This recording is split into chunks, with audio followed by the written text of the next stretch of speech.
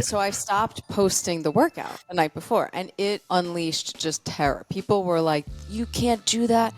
How do I know what to bring for the workout? I'm like, what are you talking about? Like, I went to regionals and didn't even have a jump rope. Like, what do you need to bring?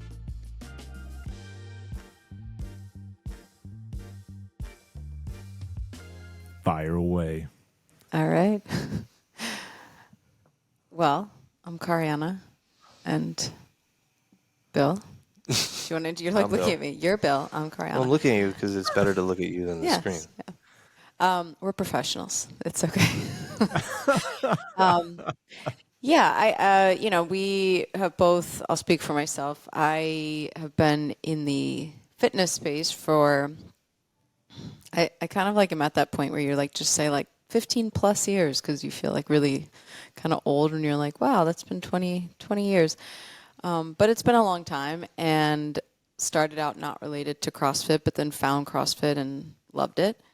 But then I guess about, I don't know, 6 years. I'm so bad. I say things were like 3 years ago, and Bill's like, that was 10 years ago. I'm like, okay, don't have a good sense of time. But probably 5 or 6 years ago, from a professional standpoint, just started asking questions, I guess is kind of a good way to put it. And what's cool about having been in the industry like pre-CrossFit is, I do feel like I had the experience of seeing like different trends. So it seems like the fitness industry goes in these decades of trends. There's like whatever it was at the time. There was the group exercise time where like that was like the big thing, and so it is always. I don't know if sometimes it evolves, sometimes it's just a trend. But in terms of like an evolution, I do think when CrossFit kind of came on the scene, it was a cool evolution in that it introduced something else other than just fitness. Like it was unheard of to not have mirrors in a gym. Like, how would you see yourself and know if you're like a good person or attractive or doing things right? So that was really interesting to me, and I loved that feeling that something else that was there, and that really, inspired me to share that with the people I was working with, and introduce them to this like new thing that was like deeper than just fitness, movements, exercises. It's a strange thing working with people. The fitness industry is all about, on the outset, like weight loss, body composition, six packs. But like I've met so few people in my 20 plus years that have really, like there's a handful of people that are like, I want to do a figure competition or bodybuilding. And then they eat chicken and rice and do all the things and, work hard at that for 6 months to a year. And then they have these massive changes. But other than those very rare people, and that's such a temporary blink of an eye, most people at the end of the day don't necessarily care. Like when it comes down to, okay, do you want to enjoy your kid's birthday party and have a piece of cake, or do you want to have a Tupperware of chicken? They're like, I want to live my life, So that's sort of like a weird thing, because it's like you're watching these people that are saying they're about performance and they're saying they're about the numbers, or that's like the thought of the industry. But at the same time, my experience of people was that at the end of the day, they just wanted to like feel good and be able to leave the gym and like have a good life, be fulfilled. Like there's 23 other hours of the day that people have. And someone recently said to us, this notion like the best hour of their day, that's like a thing, like, hey, you want to be the best hour of the day? And they were like, if we're the best hour of their day, like what is that saying about your life? And that's kind of an interesting perspective. Like we should be a great part of your day that inspires the rest of it or helps with energy or whatever these positive things are. But it's certainly the gym shouldn't probably be the best thing you have going on in your life. So That's good. For us, my story of kind of what else is there, I think Bill sort of poked me a little bit to start asking questions before I was maybe ready. But for me, just kind of seeing, hey, like what is this fitness thing about? What do people actually want? Because I don't know that squatting this way or that way, or doing a kettlebell swing, or getting a better mile time, like it just didn't seem to be aligning with what I wanted to provide people in the bigger scheme. What? Why are you laughing at me? I'm not. I'm not. That's my story. Yeah. Was Bill. she honest there, Bill? Did she Yeah. leave out any details? No. I mean, I think one of the things that we've talked about, I guess maybe, yeah, the three of us, but certainly Kay and I as well. And sometimes there's this notion of kind of maybe feeling lost in the fitness industry, whatever that is. And, seeing people like you and what you got going on with BPR, it's like, okay, there's actually like this beacon. It's really far away. I'm not going to get to it yet, but at least we know it's out there. We're not completely alone and completely lost. And to help kind of navigate, and when we've both felt that kind of like, what are we doing? What's going on? Like, especially coming from a CrossFit standpoint, where CrossFit or high level athletics or military or something, it's like, what are we doing? What's the effect we're having? And kind of feeling lost. And I've always said to Cariana, one of the things that I was blown away by when I found her CrossFit gym in 2010, was that this wasn't just about sets and reps and times and weights. And I didn't really, I had, kind of done the classic, I'm going to digest everything on the journal that I possibly can and watch the videos. And, I've said this before, like, you were my level 1 instructor, which is like so cool. And I was very, very fortunate, I think, in that permeable time of no doing of my own, just pure luck, bump up against people that I had this sense of like, oh, this person isn't gym bro or fitness gal or whatever, but there's like a deeper humanity to this individual. And not everybody, but enough. There was enough people that I was like, dang, this is cool. Really, really cool. And that essentially established like some sort of, I think, baseline or standard foundation for how I viewed CrossFit at the time, because I was coming from a very successful collegiate athletic career, preparing and going into the military in a pretty high, intense pursuit in that regard. And I just knew that the preparation that I was looking for and the connection that I was frankly yearning for, that the military at the time was providing, that CrossFit and the affiliate and the local gym kind of granted that. So now fast forward, when we've been sort of lost, it's like, hey, you've always been someone who has had this deeper essence to you, and wanting to have what you're creating be the experience and the incubator for which people can develop these deeper things.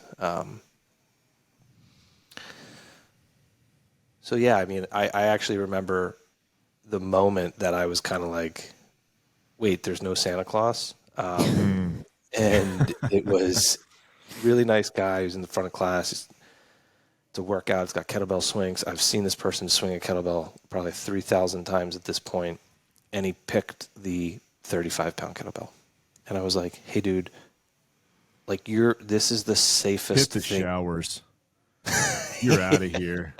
Get out right now. And I was like, I feel like it's time, like it's time, like let's grab that heavier one. And maybe you don't do the 20 reps. Maybe you do 10. Maybe you just do it for a set. But like, Maybe you don't go over your head. We'll do something different. The different thing we're doing is not selecting the same thing we always do. That's different enough. And it was just kind of like, yeah, no. And even the mechanics of the swing, I was like, ugh. And I remember at that point just kind of actually feeling defeated and a bit angry, and like, what am I doing? And not so much that, this person's a bad person, although I think initially ignorantly had a little bit of that, like, oh, fuck this guy. You know what I mean? Like that kind of like judging someone on the character of their soul based on the quality of their kettlebell swing. It's ridiculous.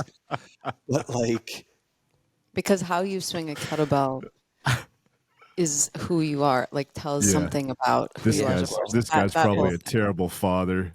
yeah, Oh yeah. yeah. He's saving energy so he can go home and beat his wife. You're like, what are we talking about here? And really what that wasn't so much, hey, do this. It wasn't you're defying me.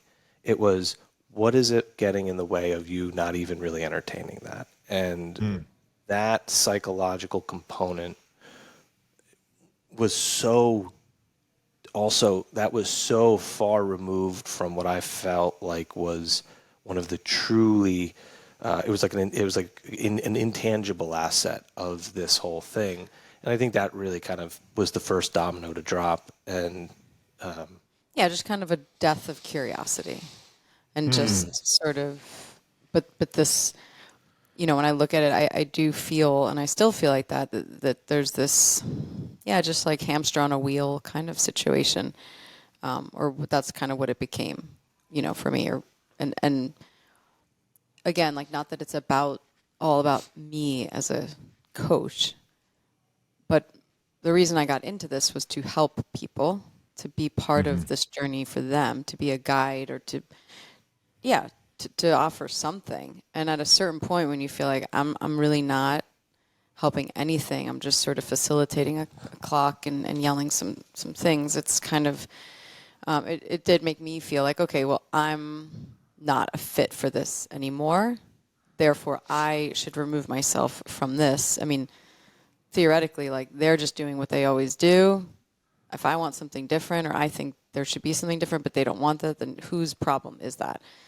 So that was definitely the thing for us to kind of feel like, okay, well, let's seek out, how do we, at a certain point, like, things need to change, and that led us to kind of creating a different vessel to do that in, because I think we had turned the ship as much as we could, and it wasn't gonna go any further.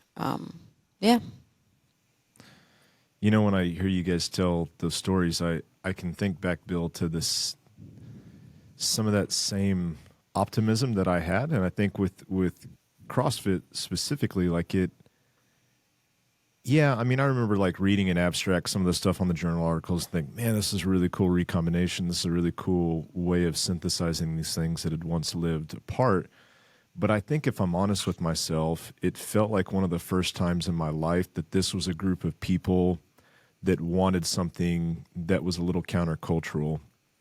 And then the longer you're in it, you realize, like, man, CrossFit's just like any other institution with human beings. Like, it's not perfect, and the more popular it gets, there is a lack of creativity. And I think that if I'm really honest with myself, like, as more and more people caught on to it, it lost some of that luster as something that really could, because I don't know if you remember, like, some of the early videos, like, they would have some expert come in and it would be a total shit show. It would be like, I just remember in Santa Cruz, they had some guy having people step over hurdles, and everyone was racking themselves as they stepped over the hurdles. And as I'm watching this video, I was like, this isn't going to last. Like, this isn't going to be something that makes the cut.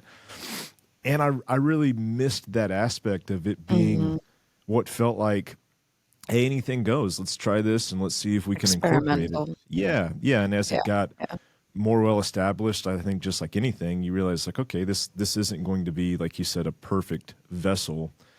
And that's one of the things I've learned as I've gotten older, is like, hey, there is no perfect vessel. Like, even this thing that we're talking about, that we're trying to expand and trying to create, like, I'm under no illusion that I'll have figured it all out, or heck, even that it'll catch on like CrossFit did. But I think the point is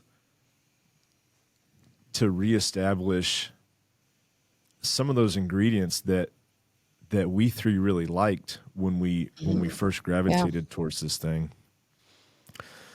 So Do you remember? I have to, because this one stands out. Do you remember the Yes. the shoveling, the snow Oh, shoveling? yeah. I mean, I I tried did to that tell with the somebody class. about that. I was like, we're doing it. This is, it's like we're doing it. This is, and of course you make up that this will help you do it properly. Like no one shoveling snow is terrible and you should not replicate it with a barbell over a box. Yeah. But I tried to explain it to somebody and they were like, "What?" I was like, "Oh yeah, that's a workout of the day." We all did it. We were like, "Yeah, man, we're just yeah, just put yeah, just." I know. Yeah. Well, But there I was mean, some I think, pride in like doing goofy shit like that too. It's like, right. yeah, not everything makes sense here at Yeah. CrossFit. We're on the Yeah. edge. I do think that I will say that there were some times in class where I did question people, like the unknown part, this unknown situation kind of died out at one point. We tested out. I sort of felt early on like a frustration with that already. I think it was With what? probably, The unknown? yeah, like people saying they were all about the unknown. Oh. But Yeah. so I stopped posting the workout the night before, and it like unleashed just terror. People were like, "You can't do that. How do I know what to bring for the workout?" I'm like, "What are you talking about? Like, I went to regionals and didn't even have a jump rope. Like, what do you need to bring?" And they would, well, I have to bring everything now, and and it's sort of at that point I was like, but it was, or people want the unknown, but they want their spot and they need their things, and and not to an unsafe degree. Like, yes, you be prepared, but it kind of like it bothered me that was this badge of honor, but then nobody was curious to see like what would happen if I stood on the other side of the room or used, and for us, it got into the tools like, hey, for about fitness, like this tool, this kettlebell might be a better tool than a barbell, but there's this attachment. And that's, I think, some of what you're talking about, the exploration, the curiosity, it kind of flattened out to be this Yeah. very mainstream cookie cutter branded thing that once was like, hey, let's see what happens, and everything is new. And I recently went back and was looking at like the very early workouts, and it was really cool to see like it would say in there like, hey, don't go crazy today because there's some harder workouts coming up today, like bike. Like if you tried to do that now, people be like, that's not CrossFit. And it's like, oh, well, Right. actually, like the real CrossFit, we laugh because we're like, we feel like we're doing probably the essence of CrossFit more now Totally. than the CrossFit gym we did 3 years ago, because it's just missing those.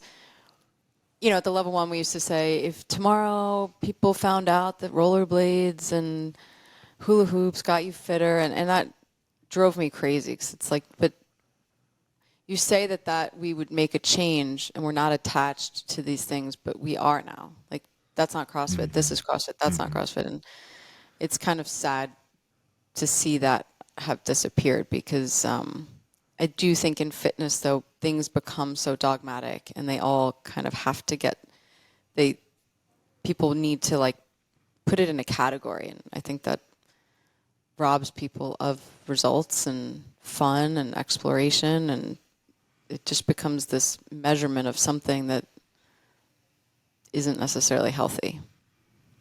Yeah, why do you think that's such a tendency? This dogma, this almost default to try to really solidify something versus, doing virtual shoveling. I mean, my take on it is that it's not.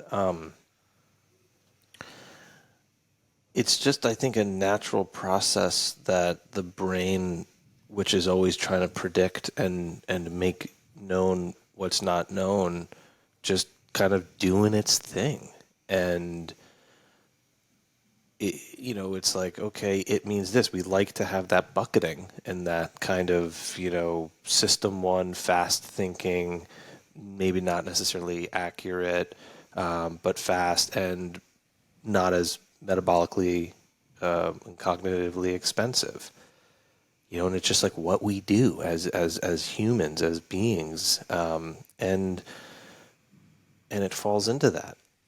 I also think that CrossFit, what's pretty amazing about it, the like some of the most empowering stories and life-changing stories are not the Rich Fronings and the Matt Frasers and the Tias. They're impressive for sure, but they're not inspiring. The inspiring thing for most people at the affiliate is like James or Jenny came in, never having been an athlete, never having played a sport, never having owned workout clothes, and she showed up. He showed up. They kept going. They were scared shitless of the rope in the box. And at X period of time after doing this, climbed a rope, jumped on top of the box, and cried afterwards. Tears of accomplishment and pride. If that doesn't get an affiliate owner fired up, get out, right? Like there's the door thing. Forget the kettlebell. That's got to be the door, right? Where this person had this journey of not just like skill acquisition, but personal transformation and how they see themselves. And I think that I never really came from the fitness industry. Working out was always a means to an end. I was kind of Machiavellian about it. If I did better between the lines, or if I was going to be better about whatever, the sort of military application was going to be, I'm going to do it. So I never really appreciated where or what people were doing, prior to, we'll say like whatever, 02. And yet here's all of these normal, regular, everyday, non-kind of identified athlete people who are having personal and psychological transformations. And But do you think that's still happening? yeah, I mean, I don't know. I mean, yeah, for sure. I think it's happening. But I just think that so now you have these people who have kind of drank in the potion of personal transformation, but they know what they sort of drank, but maybe they don't understand what was the recipe or what was in there.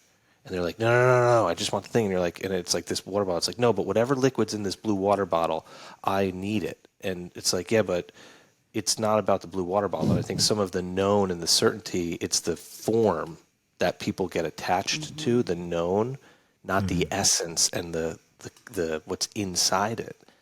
And I think that's where folks like us are kind of saying like, hey, call it whatever you want to call it, but like, what are the inputs? What are the ingredients? Let's expand upon that and Yeah, because ironically what happens is then it does like thwart the rest of their progress, because what got them there in the first place was curiosity, was exploration, was learning new things, getting out of their comfort zone. But then they get so attached to like it was this thing, and they miss the true essence of what it was and the behavior that changed, not that it was a box jump or a kettlebell swing and the body changes. And I think it's like from a physiological place, like people don't realize like adaptation, so there's this variance piece that's not really that varied anymore. And then it just then people are in a loop and they're chasing this thing that they had when they started, and it's like, but you're a different person now, and physiologically you need to change things. So yeah, that's a great point. And as that's a good hinge, that's a good segue, as you're describing that story of the person that and that story that we really want to hear, not the top tier athletes. It's because it has nothing to do with fitness, right? It's like, the Tias and the Matts and the Riches, like you said, like it very much is dependent on fitness. That is the thing that matters. But, the person that transforms their life, we have just recognized and agreed that this physical transformation is really closely attached to like a life transformation. But I've heard you guys say it, and I agree with you that just because one's there doesn't mean the other's going to happen, and just when the other happens, it doesn't mean that it's because of like you said, these particular ingredients. So here we are. I'm Spencer, this is Kariana, and Bill, these are my friends that we've never actually spent a lot of time together. And when I say a lot, I mean no time together in person. But I feel like you guys are kindred spirits. I know a lot about you two, and I'm not afraid to admit that. I know that you had a boot camp before you had a CrossFit gym. What was your boot camp called? It was actually called Empower because it was all mothers. Nice. I had a boot camp as well. It was behind a grocery store, and it was called Get Right Training. Website getrighttraining.com. It was, it was, think CrossFit, but think even more dysfunctional. It was just like, man, how can we get somebody to throw up? Yeah. Yeah. Tyler Durden was your first coach? That was your coaching ego? Yeah, pretty much. Nice. Bill, you played soccer all growing up. Mm-hmm. Do you have a hard time with people believing that because your arms are so big? Is that hard? Like when you say I was a soccer player and someone looks at like your arms, you're like, he's lying. He just. Bill has like a weird form of body dysmorphia where he doesn't actually identify as a muscular person. Like it doesn't bother him, but he was so small for so long. Like yesterday I said something and he's like, I just don't feel like I'm like a muscular person. Like I don't see myself like that. I'm like, what are you saying? Bill, let's poll the audience here. Yep, everyone believes that you have plenty of muscle. Yeah, it's like a road map of Newark over there. trying to look you in the eyes, but I'm only looking at that elbow. Oh man, some people do. Yeah. Some people have a hard time.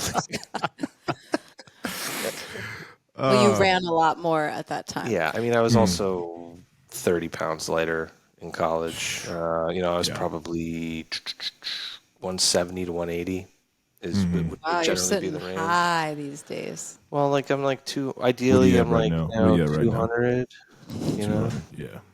200. Yeah, but genuinely, I was I was a late bloomer. So up until junior in high school, I was like the smallest kid in the class, the smallest person on the field. I had to be kind of hard as nails, physically and mentally, to have any success. And at those developmental stages, when that's ingrained into you, yeah, like how you see yourself, in terms of how you also interact with the world, that was a real thing.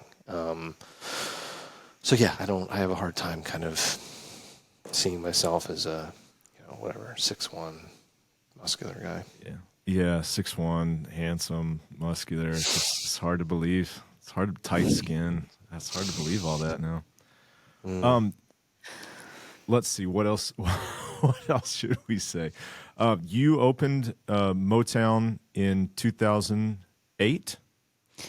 Yeah, so I started actually in our town that we live in, a smaller town, Bernardsville.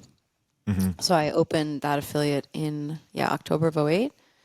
And then I opened another in Morristown, which is like a larger town, because I saw like, hey, I think this is going well, and this is a bigger town, and why not?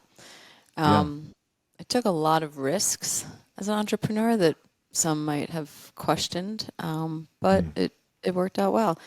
And then eventually it was a lot to run both, and it was such a small town. So I closed the small one and kind of had been in Motown since. And last July, we sold that gym. So that had been 15 years. Yeah. So. Congratulations. Yeah, we affiliated in 2008, so you and I were at a similar trajectory there. You were on seminar staff. Both of you guys were. Bill, you joined much later after the military. We never did a seminar together, but I remember being cordial to you and definitely like knowing who you were. And then, Bill, I had the luxury of coaching your level 1 at Fort Hood. Were you in Dallas for a short period of time as well? Yeah.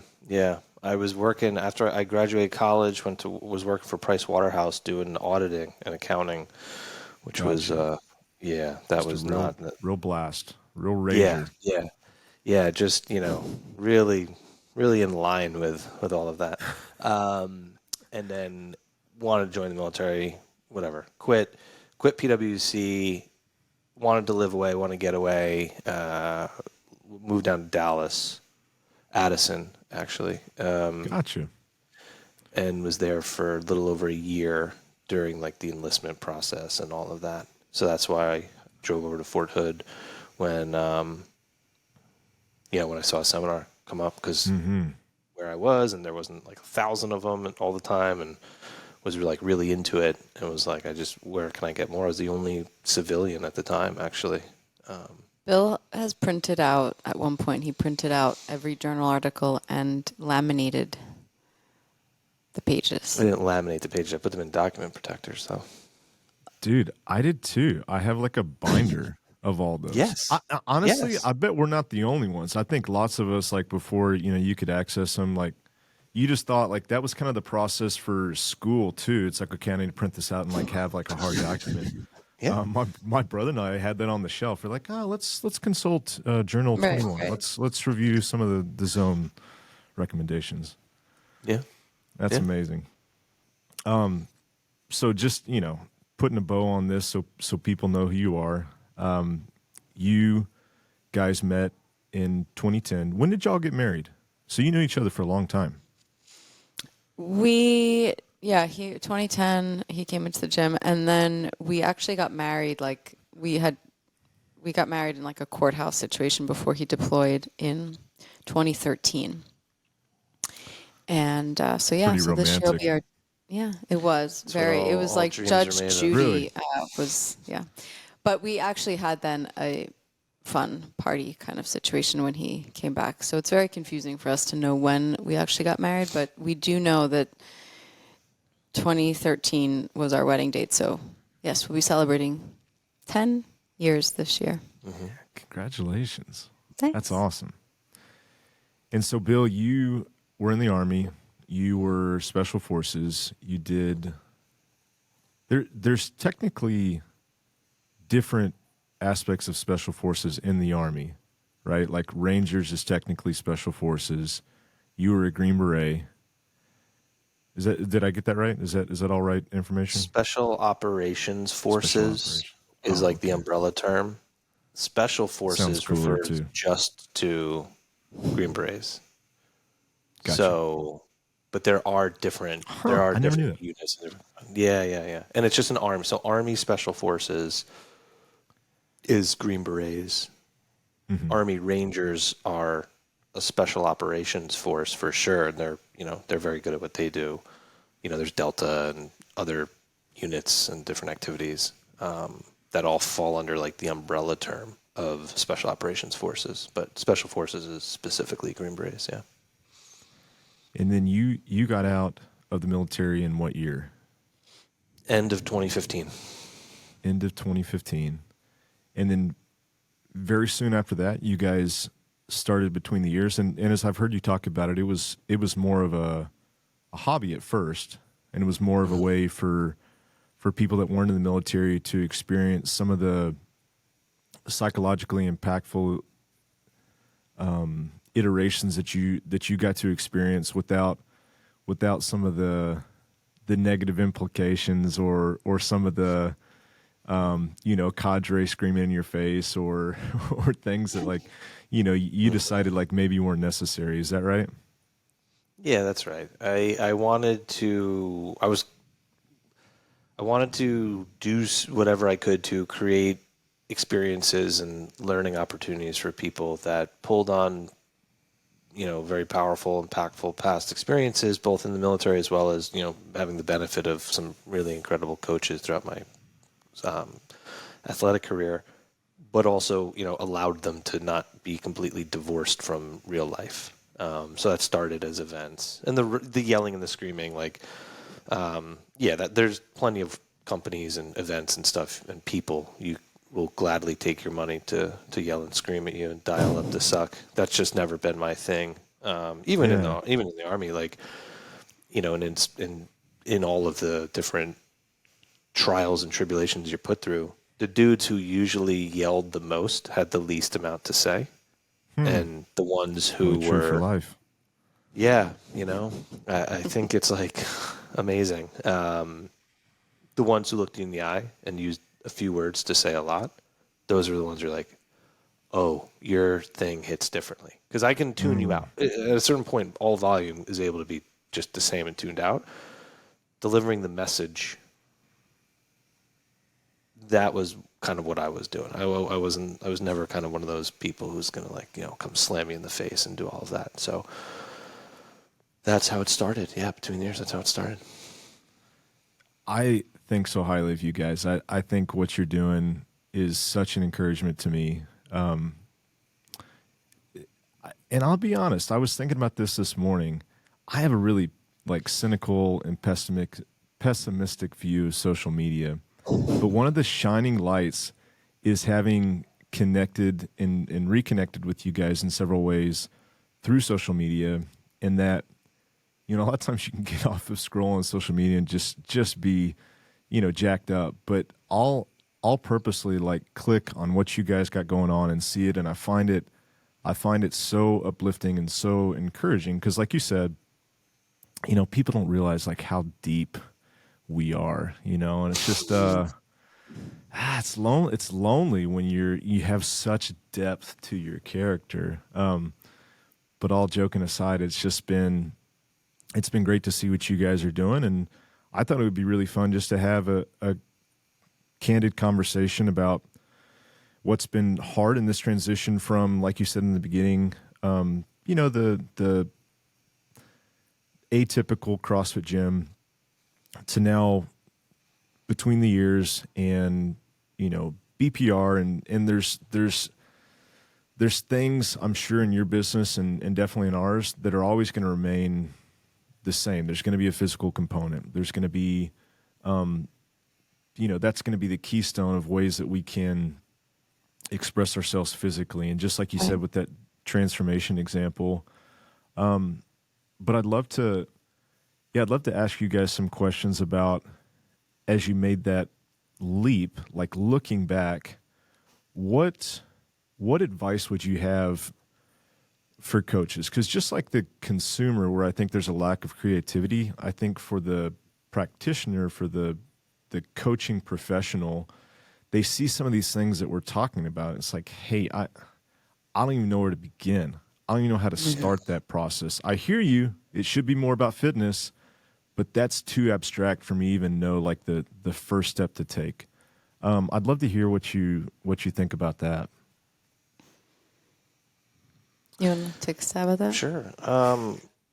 Yeah, and I think it's and I appreciate you asking that question and also acknowledging the position of the coach who might be full of enthusiasm and optimism and energy. And to that extent, I think that my first thing of advice would be do not let that die.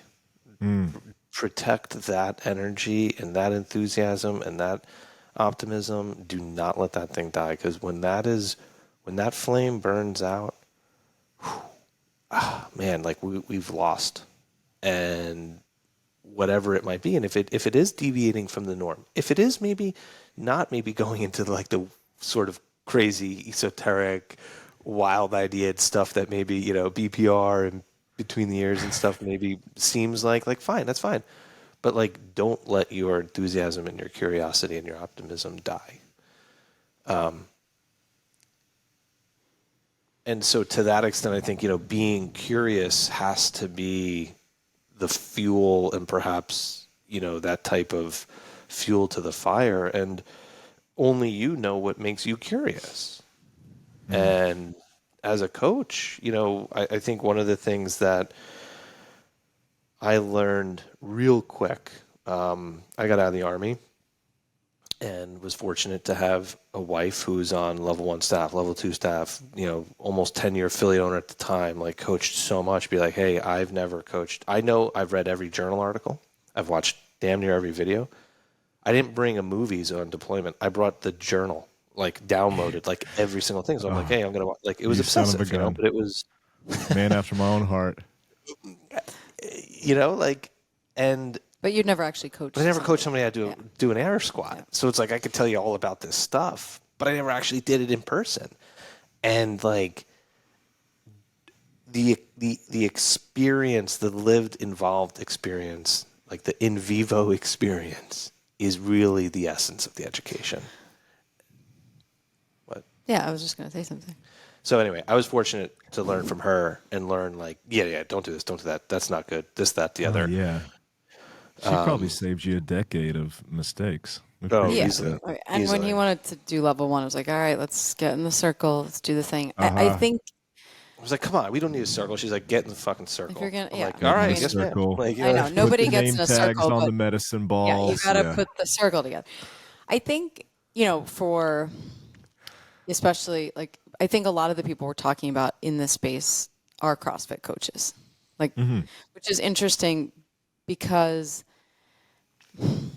I think for everybody, like I do think the level 1 is a really wonderful course. Like, and it's an experience. It is like I've taken NASM and different courses over my time as a fitness professional, and the level 1 is definitely like more experiential.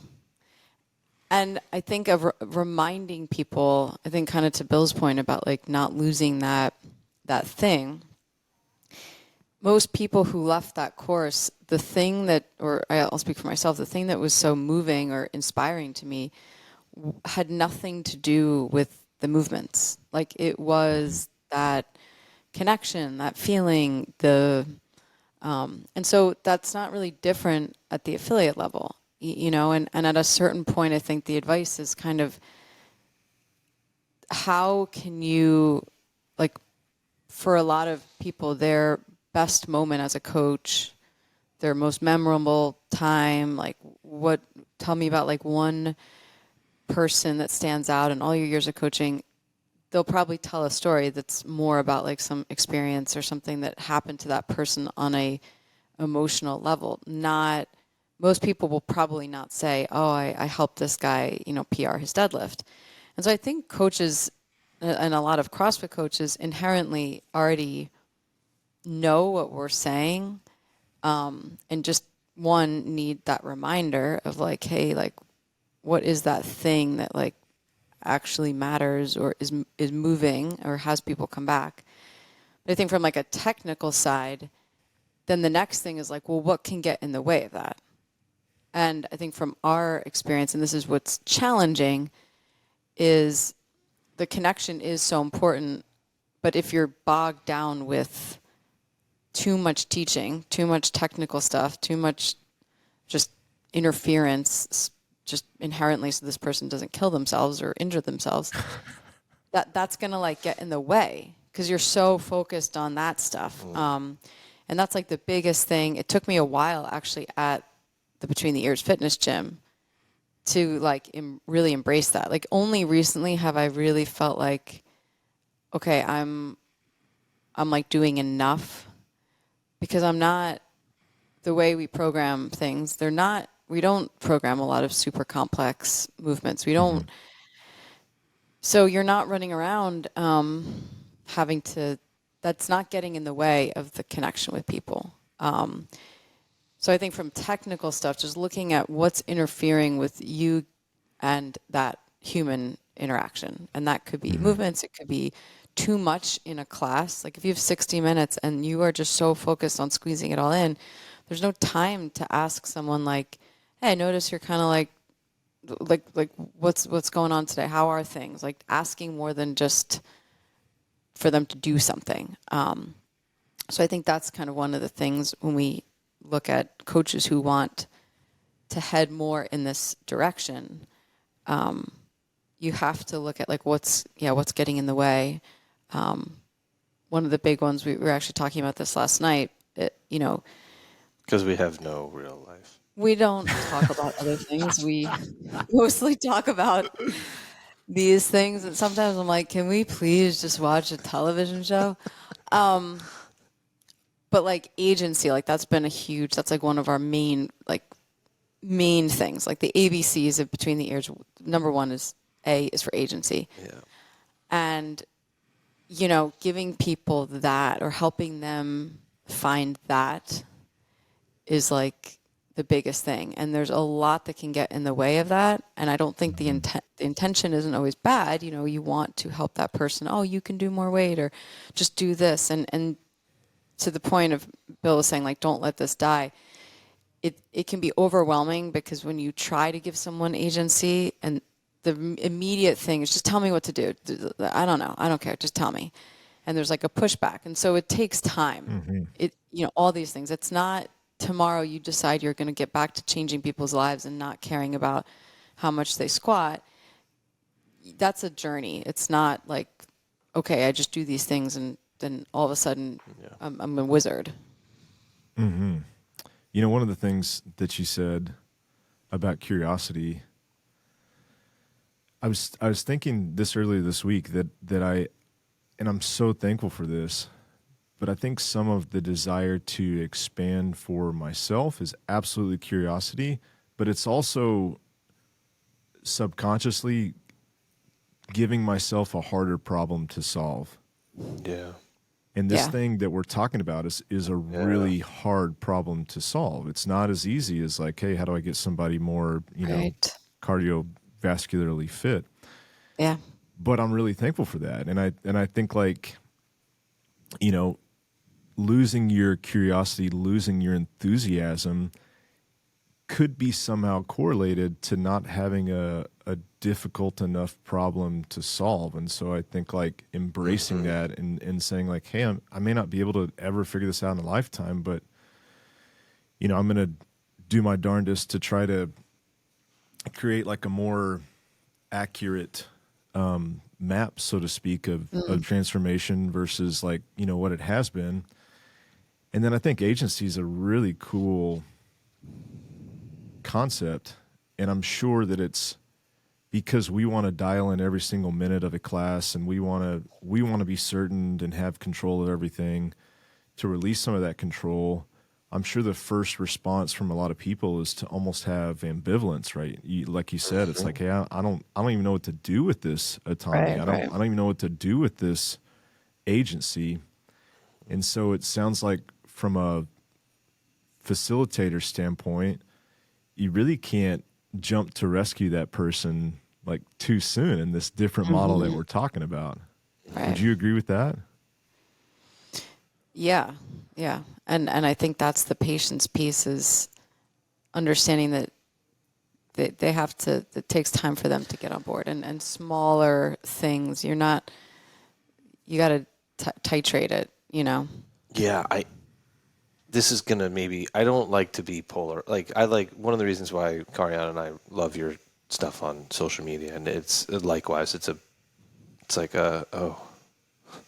like relief, is that it's not the tactics of I'm going to be polarizing, I'm going to be intentionally provoking, like provocative. It's like this is what I believe and this is what I think, or this is what I'm working through and I'm sharing it. And of course there's going to be a range of people who are like, yeah. And like, no. But not intentionally to like target the no people, because the beehive of the social medias of that whole crap.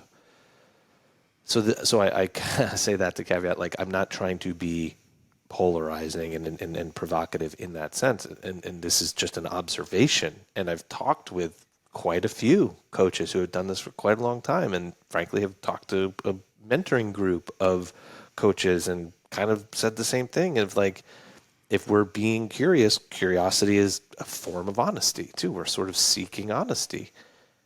And 10 fingers at me at this one. Like I'm first in line to admit this. For so long I coached and it was about me. It was about the coach. And I gave these many cues. I did verbal, visual, tactile. I cross circle cued, cross room coached. I was like this, that, the other, good, but not too much. I gave the feedback sandwich. Boom, boom, boom. And it's like, oh, look how good you are. And yeah, you can say maybe the person opened their hip or got below depth 1 or 2 reps like that, but like you're telling me how good of a coach you are. And a lot of, I think, these skills and things are about how good of a coach you are. And it's like, did you ever ask that person how it was to pepper them with 17 different points of performance? Yeah. Tell them no. Like, you know what I mean? Like that was, you carpet bombed them. That was great, dude. Every single cue and thing in the bag. Or to always tell someone like, you can get better. Like, that's awesome. Every day you're just like never good enough. Like, am I ever like, That's yeah, a- you that's can an always get excellent better. point. But like, yeah, what about just like, you know what, today, like, that's awesome. Like, be where you're at. So, yeah. Yeah, and like I think that's just like as a coach, the number one thing, one of the things I think with our model and our approach and what the collectively we do, we firmly believe in putting as much power as possible into the hands of those who deserve it and need it the most, and that's our members. And that's service. And that's like coaches have too much power. And power is an intoxicant. And when we see that, like, it's kind of, and I struggled with this, it's really uncomfortable to let this person kind of flail around a little bit when you start Oh, to yeah. change some paradigms, and you want to scratch that itch just to be like, okay, good, here, do this, blah, blah, blah. And you go back to your ways, and you're like, no, man. Like, they need to struggle. They need to struggle and figure it out. And that's part of the journey. That's part of what you're dosing them with at the psychological, at the transformative level. As a coach, you need to have that own internal patience and tolerance to not scratch the itch and jump in and be like, here's the solution. Boom. So, like, learning how to coach humans, not just body parts, is what we say, Yeah. but also as a coach, learning to check in with your own desire to scratch that itch of, I'm not doing a good job. Like, don't make it about you. It's not about you. Make it as least about you as possible in service of, the relationship. And I think I see why now you had that disclaimer on polarization, because it is the polar opposite of what we were taught to do. It's like, I'm a good coach. It's like, good at what? Good at what? Yeah. Commanding Yeah. attention? Well, performing. Some of it's a performance. Right. Yeah. Performing? And I think what we're, gently, I would say gently, it's not in your face. It's not, like, yeah, this is stupid, but it's like, hey, good, Although good I'm at getting what? close. I mean, yeah. And I have to say, like, I'm happy to see, like I just find it strange. Like, this is a little bit of a deviation, but Deviate. because I think about when you're saying, like, what I think about when I play out the scenario of saying, hey, well, what do you think today, or whatever that conversation is, of not giving in and telling the person. Then there's like, well, they're just coming here because they don't want to think. They think about enough in their life, and like, I don't, like, that's what I'm here paying you to tell me. And there's this bigger thing of like, but okay, like, what you're after is like like physical, like this whole picture of wellness, and I know that can help you and all this stuff. And so then it gets into mindset and mental health, and that they are intrinsically like connected. Like, what you just don't have a choice. Like, physiological and psychological, like they impact each other. So it is great to see those words out there more in this space, mental health, mindset. But I still think, to this point, it's still not about the people. It's still about, it's like kind of the wrong target. It's like mindset, so you can maybe like perform better, or, and we're helping people's mental health by, I'm not even sure how, because to date we haven't seen many people have a Yeah, by solution. Like, what? Yeah. right, like, well, what are you doing to help them? And that's like the big thing for us is, in however many years of CrossFit, that part of the definition is like based on like psychological tolerances, but nobody has talked about, well, what is a psychological tolerance, or what's tolerance, and how do you do that within the scope of the gym? And, now it's, the sprinklings are there, but I think for it to really have success, that first step is definitely what Bill's saying. Like it needs to be less about you as the coach, and if you really want to impact someone, it has to be about where they're at in all ways. Yeah, I couldn't agree more with that. That it's almost like when somebody does something nice for you and you say to your significant other, like, that was so nice. We should write them a note. And you don't do it, but it makes you feel better just by saying it. It's like, Yeah, psychological I'm a good tolerance, person. mental health, I thought about it. mindset. It's like, hey man, what are you actually doing with those words? Like just saying them doesn't mean you're doing them. No. I won't go on. Really? I mean, Go off, dude. Come Go yeah. on. off, dude. Let it out. Go on, Bill. I think I have a lot of respect for what CrossFit did, and specifically the definition of fitness. And they were like, look, we don't really see anything out there currently at the time that's measurable, observable, repeatable. And that was their criteria. And this is what we're going to do, and this is what we believe in. And they said, this is what we think. And this is the model that we're going to operate through. You can agree with it, you can disagree with it. We're going to kind of dive into it, and we're going to we're going to rip it apart, and we're going to see what holds, what ripped. I think mindset is very much similar in that it's like, what does it mean? Is there a definition? Not to be, oh, you're the guy or gal who, gets credit for the Webster Dictionary entry. No, none of that. It's so that what is an operational definition, that the terms mean something, not just theoretically, but in practice, and we can sort of transmit it to others, and they can repeat it without echoing and not be a parrot. And I think that's like something I have a lot of respect and the ingenuity of what CrossFit did for that. But like mindset, it's like the same thing. Well, what does it mean? What's a definition? Not to say like, oh, I'm smart, you're not, but what are the terms? And I have yet to find, there's an entire book, Carol Dweck's book is great, and Growth and Fixed, and, but like that's a pebble of the sand on a beach worth of mindset, psychological processes. What does that mean? And all of that. And, even in her book, Mindset, there's no definition of mindset. It's wild. And it is wild. And I was like, oh, let me go back. I'm curious, what her thing is. And I'm like, there's no definition in this. Mm-hmm. And I think that for us, establishing when we say this word, this is what we mean.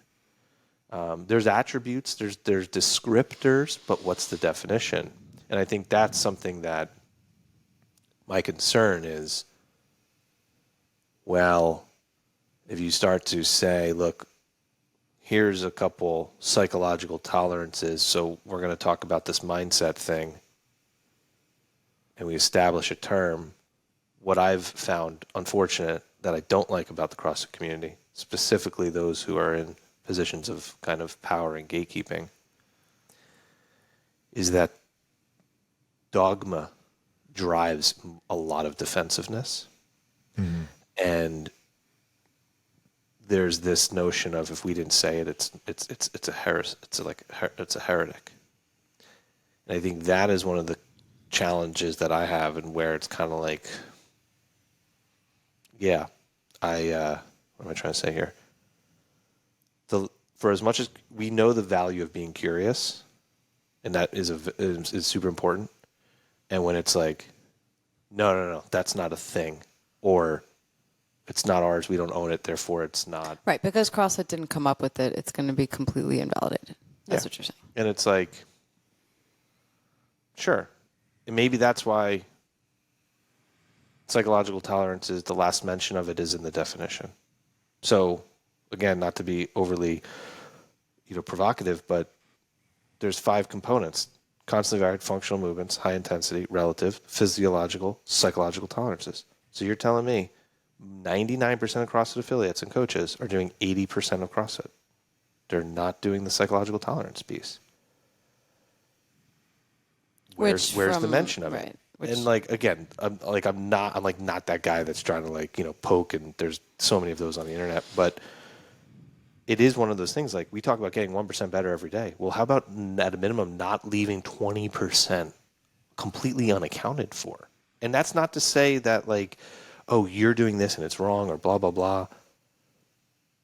But how many coaches ask their members individually, hey, what can you tolerate psychologically today? Do you even know how to answer that? What does that even mean? And with that information, and when you ignore it every day and shut it off, how is that maybe negatively impacting you? Yeah, well, what are some of y'all's, and not to say that it's like you solidified it and it's like, hey, this is all I'll ever think on the subject, but what are some of the conclusions you guys have come to? Easy ways that you've tried to conceptualize mindset, easy ways that, and I know we've talked about some of these, that you can start to breathe some order into a very chaotic term like psychological tolerance. What have you guys found that would be helpful to hear? Not to say that you figured it all out, but at least some steps along the right direction. Yeah, I mean, because we definitely have not figured it out. And I think we want to be clear about not making a claim to that. What we have learned, though, what we've been taught by the people who have answered the questions we ask them, it's totally collaborative, is that there are kind of these general, maybe these 4 themes or buckets. There's the people who say, I can't do X, Y, and Z.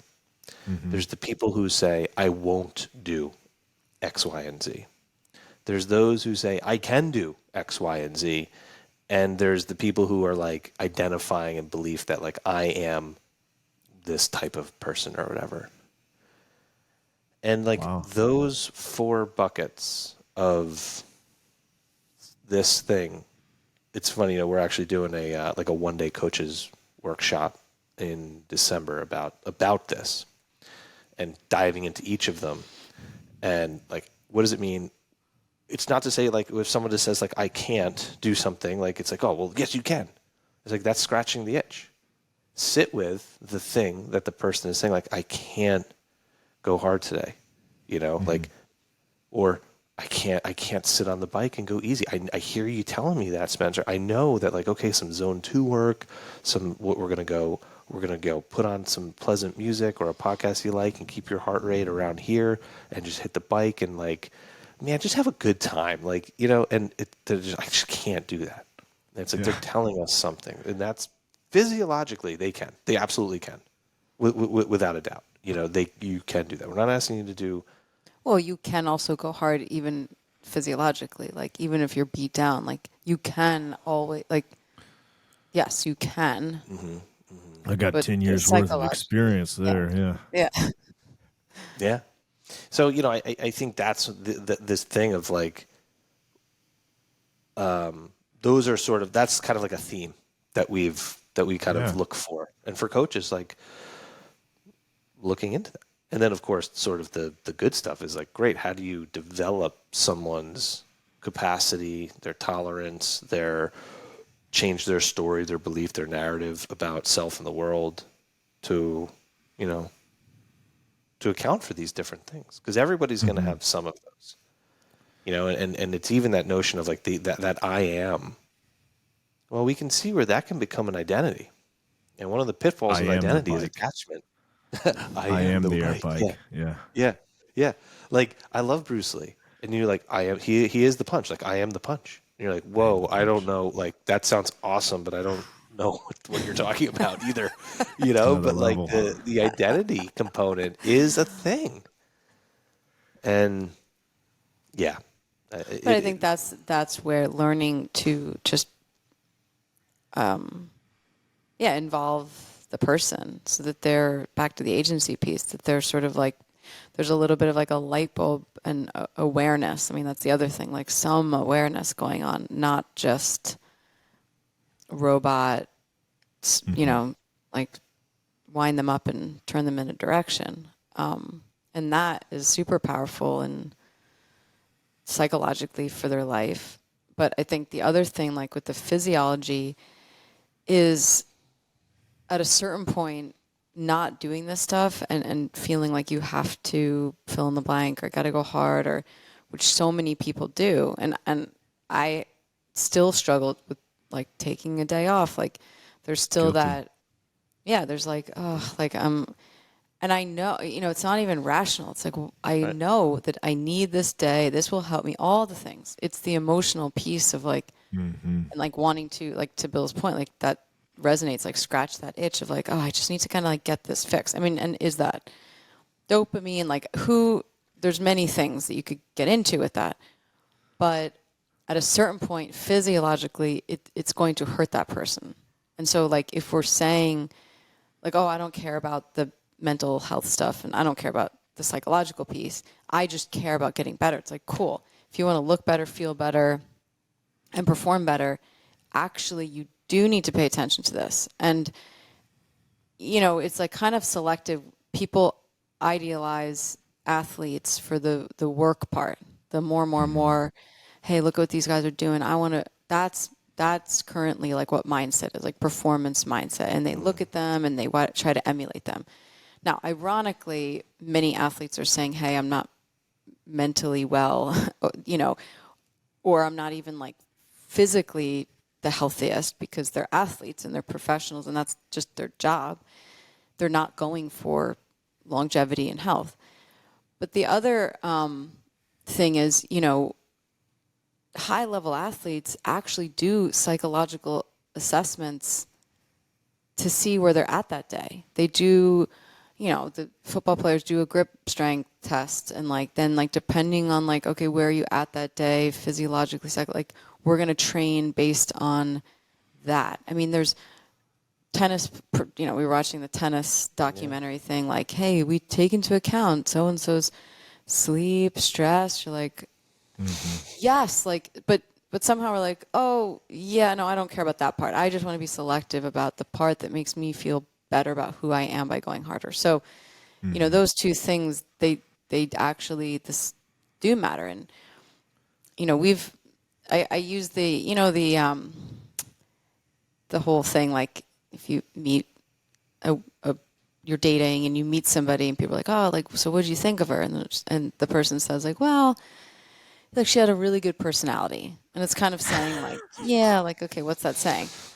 Sometimes I think when we talk about this stuff, like the mental health side and the psychology, that's like what people think, like, oh, that's nice. Like she has a really nice personality. But like the reality is it's not just that. Like it's not a enabling thing. Like we're actually fitter probably than we've ever been.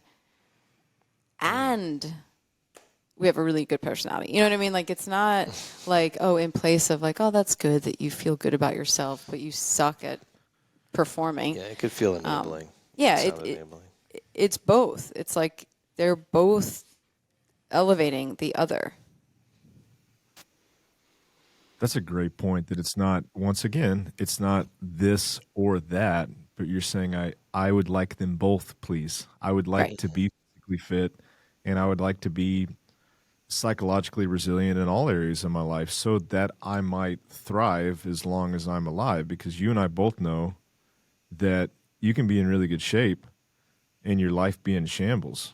You can have a great Right. Fran time and be a raging asshole, and it one doesn't demand that the other's there. But I think that is a tendency where it's like, oh, I'm so I'm so mindful of who I am that I don't care if I'm fat. And it's like, well, no, we're not saying any of that either. Right. It's like, hey, let's have some of both. I think that brings up a good point of intelligent discomfort. I feel like you guys are doing a really good job of that. Whereas, we could say before, and we've all been slaves to this, but it's like, hey, in order for me to feel like I really got what I needed today, it needs to always be uncomfortable, or that there's only one flavor of discomfort. Yeah. But it sounds like you guys have come up with, and that's why I've loved dose. Love for you to explain that a little bit, and then just even your take on that concept, which is I think a really exciting notion. Again, I'm going to let Bill answer this, but it's like, it makes us think of like tolerance, which has been. I'm writing that down because that's the first I've heard of it. I've never heard. Intelligent discomfort. Intelligent discomfort. Thank you for that. That's, yeah, I mean, that's so good. Yeah, I love it. I just kind of got lost in that, like, dang, light bulb. That's cool. Same here, man. I didn't come up with it. I'd like for you to think that I did. Where did you first hear it? Where did you hear it? Have you read The Comfort Crisis? Yeah. That's a great book. I feel like it's in there somewhere, so I want to give that guy credit for that. I clearly didn't come up with that. Maybe I did. I don't know. There's this phrase in the Army that we used to say, because there's no sure. Anybody who's ever been in the military or in a locker room maybe knows that your stuff, like if you don't put a lock on it and it's going somewhere. Yeah. So there's this phrase that we said that, hey man, there's only one thief in the Army. Everybody else is just trying to get their shit back. So perhaps it's it's an amalgamation of different things. Let's just say that we came up with this together on this podcast, and I'll quote you, and you can quote me. Yes. And it'll just stop right there. Done. Yeah, the circular reference. Intelligent discomfort. Ooh. I don't even know how to begin after that. So the dose that we do is like this weekly exploration into a concept, a theme that is applicable to life. Yes, for sure. It is just like, hey, here's this thing, go explore it. And the move and the workout is the kind of physical manifestation of that theme. For example, we're talking about, we just wrapped up like a 3-week, mini class or whatever on anger and the skill of letting go. And so we had each week a progressive, which is a lifetime practice. And I think that's the thing that, like, I don't know how we can communicate this better. I think we need to.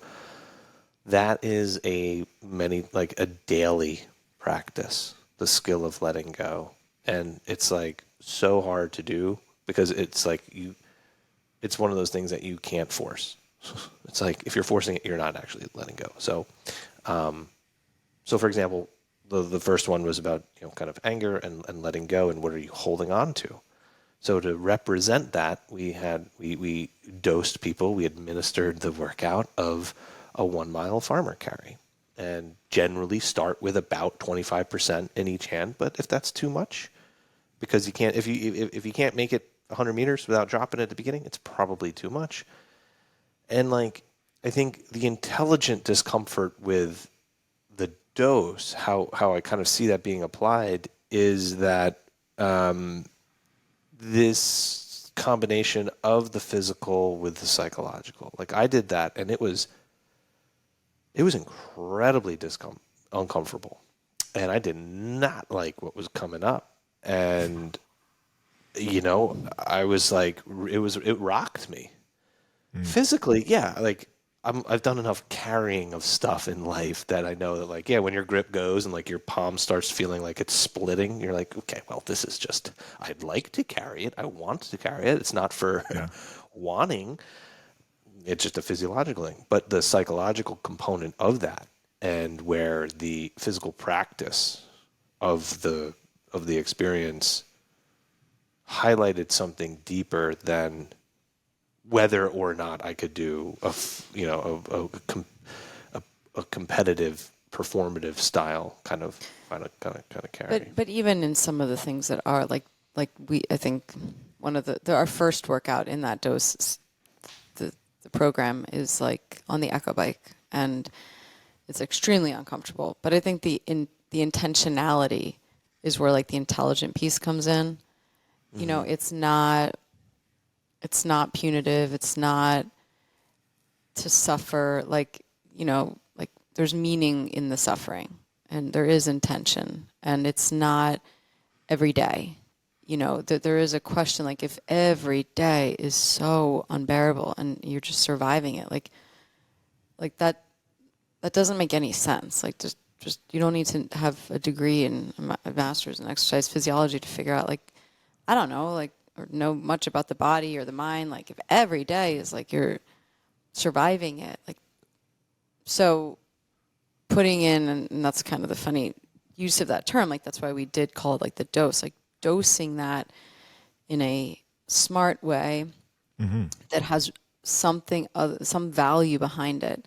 And if it is just the physiological, okay, like we tell people once a week you should really be uncomfortable, like go there. Now do it with movements that aren't going to, you know, do it with a sled, do it with a bike, do it with something, not a snatch or a deadlift, but like feel what that's like and feel what comes up.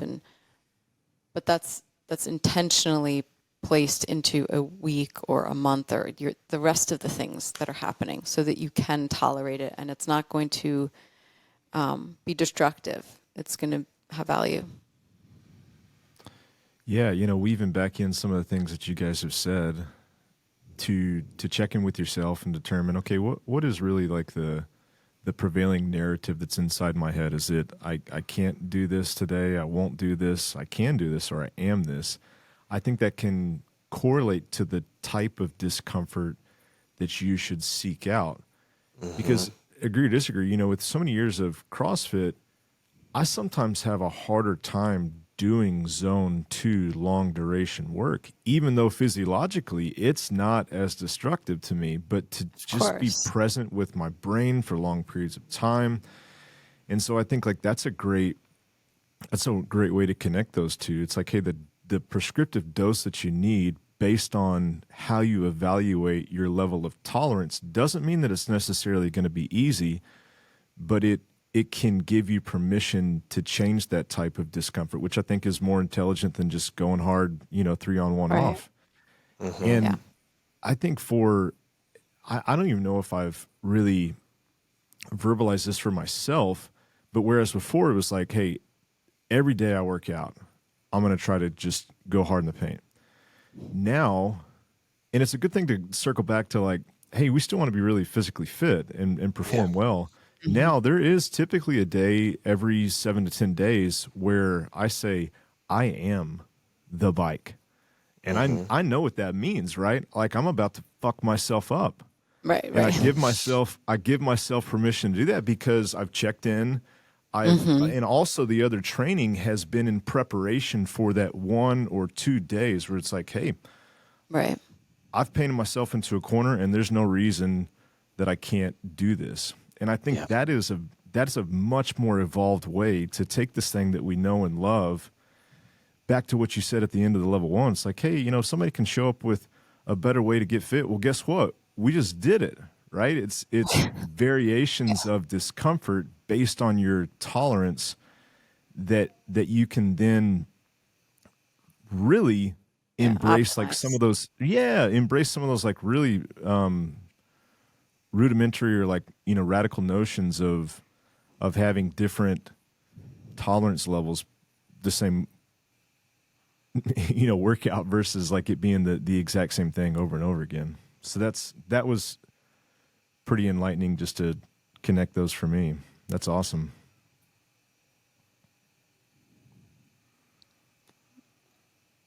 Period. I was doing a little writing yesterday,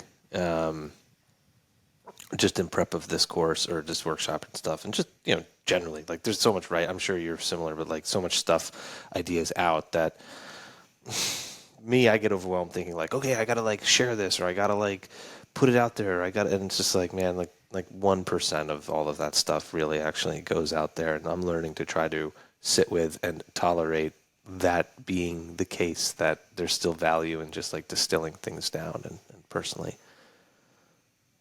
But I was thinking about this, like, again, like with tolerance, because we're like definitely doing like a, kind of focus on that. Insulin sensitivity. When, people, their A1C is whatever high, they're pounding, Mountain Dew and Doritos and blah, blah, blah. They lose that insulin sensitivity. There's something to be said also about intensity sensitivity. And the more you dip into the often forced high intensity, attempt at high intensity, you lose the sensitivity to the intensity. Mm-hmm. And in doing that, you lose the capacity to really be intense. And like you just said, hey, every 7 to 10 days or so, you are the effort. And that effort is a tornado in the gym because the bike, and it is just like pure expression. The highest intensity you can generate. But the 7 to 10 days prior to, you weren't trying to go into that all the time. Varying degrees, and I really think that, like, if we were to look at body and mind and body and these processes, and we have this sensitivity to, this insulin sensitivity. I've seen this for sure. There's an intensity sensitivity too.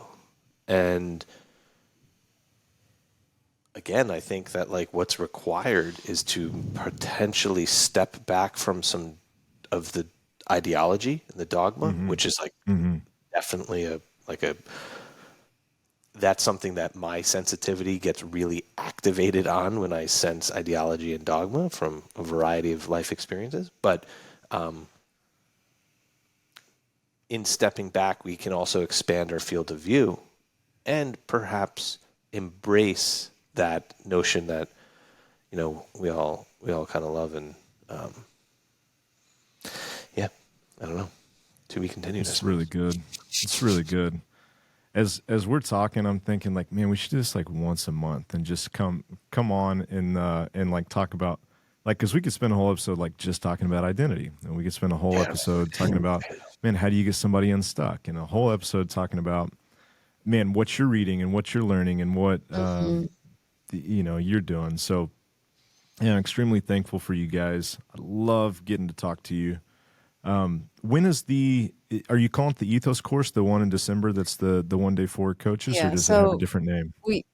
We've called our course Ethos for a while, and just for simplicity and not like another thing, it's still called Ethos, but it's a 1 day course, and this one is definitely more focused on coaches. I mean, someone who's not a coach could attend and learn a lot for themselves, but it's more answering the question, like, okay, how do we do this? How do we train psychological tolerances?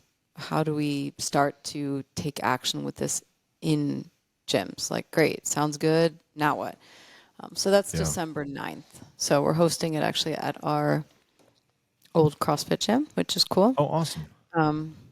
You obviously have an invitation if you can make that work. There's like 2-3 months. So we're like putting it out there and like being like, yes, let's try to get, and it's cool. We have some people coming that I think like it's good to see, like some people who've been around CrossFit for a while, and it's hopeful that they're like, all right, like, yeah, I want to come learn. And that's, I think, it can be overwhelming. It can be, in my opinion, sometimes I can feel like it is overwhelming to think about shifting the culture or making changes beyond our gym, but you got to try. And I think this is like our attempt at trying. And so yes, we would love to have you there if you can swing it. I saw it. Hey, that's why I mentioned it. I wasn't trying to let anybody else know. I was just selfishly wanting that information. So we'll see how it goes. Yeah. Awesome. Well, thank you guys for your time, and can't wait for the next conversation that we can have. Same. Spencer, thank you. Keep up the great work, man.